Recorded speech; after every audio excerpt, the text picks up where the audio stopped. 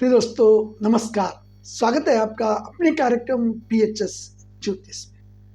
प्रिय दोस्तों, सावन का महीना शुरू हो गया है और सावन के महीने में इन 5 तीर्थों पर लगता है सावन का मेला।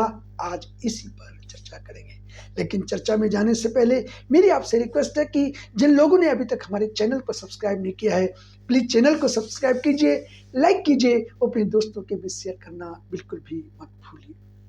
तो प्रिय दोस्तों, भोलेनाथ के भक्तों के लिए सावन का महीना किसी उत्सव से कम नहीं होता है। चारों ओर शिव भक्ति का रंग छाया रहता है।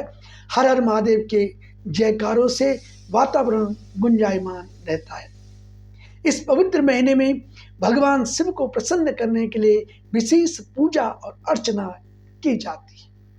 भारत भर में कई ऐसे प्राचीन और पावन शिव तीर्थ हैं जहां सावन के दौरान भव्य मेलों का आयोजन किया जाता है और शिव भक्तों का तांता वहां लगा रहता है।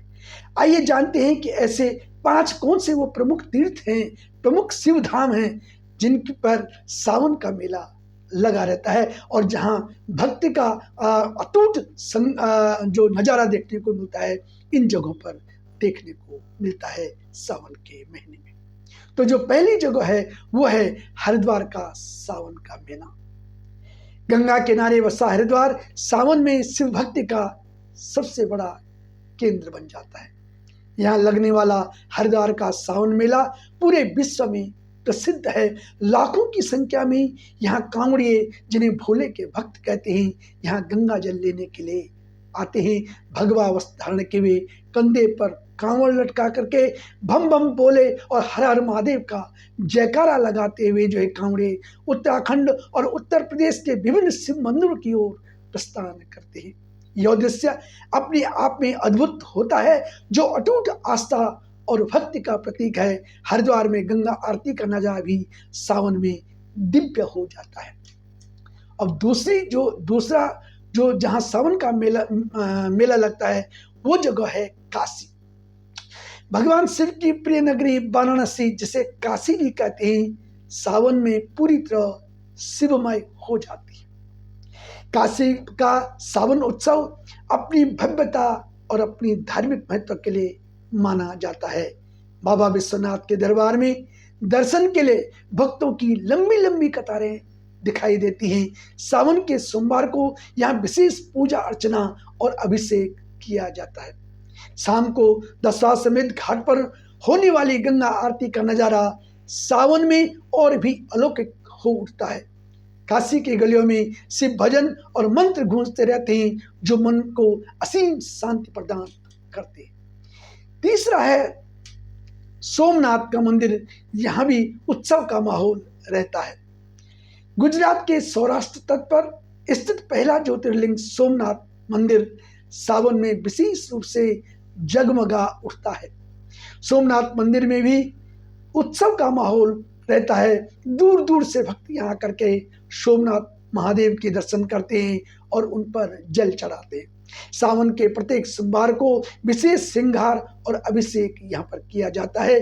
मंदिर परिसर में भजन कीर्तन और धार्मिक अनुष्ठानों का आयोजन किया जाता है, जो भक्तों को आध्यात्मिकता से सरोवर रखते हैं। अरब सागर की लहरों के बीच स्थित यह मंदिर सावन में अपनी दिव्यता के परम चरम पर होता है। चौथा है देवघर का श्रावणी मेला। झारखंड के देवघर में स्थित बाबा बैद्यनाथ भारत के 12 ज्योतिर्लिंगों में से एक है।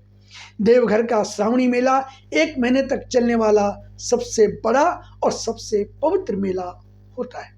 बिहार के सुल्तानगंज में गंगा जल भर करके 100 किलोमीटर से अधिक पैदल चल करके कांवड़िए बाबा बैद्यनाथ को जल चढ़ाने आते हैं। यह यात्रा बहुत कठिन होती है, लेकिन भक्तों की आस्था उन्हें चलने की शक्ति प्रदान करती है। इस मेले में लाखों लोग भाग लेते हैं और पूरा देवघर शिव भक्तों से बराबर खचाखच भरा रहता है। यहाँ पर श्रावणी मेला सिर्फ एक मेला नहीं, बल्कि एक महापर्व के रूप में मनाया जाता है। और 5वां है ओंकारेश्वर में सावन की जो धूम होती है उसके बारे में। मध्य प्रदेश में नर्मदा नदी के तट पर ओंकारेश्वर भगवान शिव के 2 ज्योतिर्लिंगों में से एक है।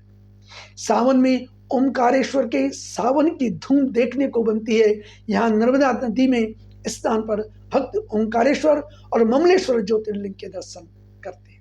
सावन के प्रत्येक सोमवार को यहाँ विशेष पालकी यात्रा भी निकाली जाती है और भगवान शिव का भव्य श्रृंगार किया जाता है।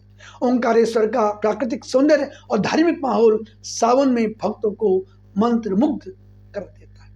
कुल मिलाकर के अगर यह देखा जाए कि सावन का महीना इन सभी तीर्थों पर एक नई ऊर्जा और नई उत्साह को भर देता है। यदि आप भी भोलेनाथ के भक्त हैं तो सावन में इन पवित्र स्थानों की यात्रा करके शिव की कृपा प्राप्त कर सकते हैं। इन मेलों और इन उत्सवों में शामिल होकर के आप भारतीय संस्कृति और आध्यात्मिकता के अनूठे रंग को अनुभव कर सकते हैं। आज के वीडियो में इतना ही। अगले वीडियो में फिर आपसे एक नई जानकारी के साथ प्रस्तुत होऊंगा। तब तक के लिए बहुत बहुत प्रणाम। वीडियो को देखने के लिए आपका बहुत बहुत आभार।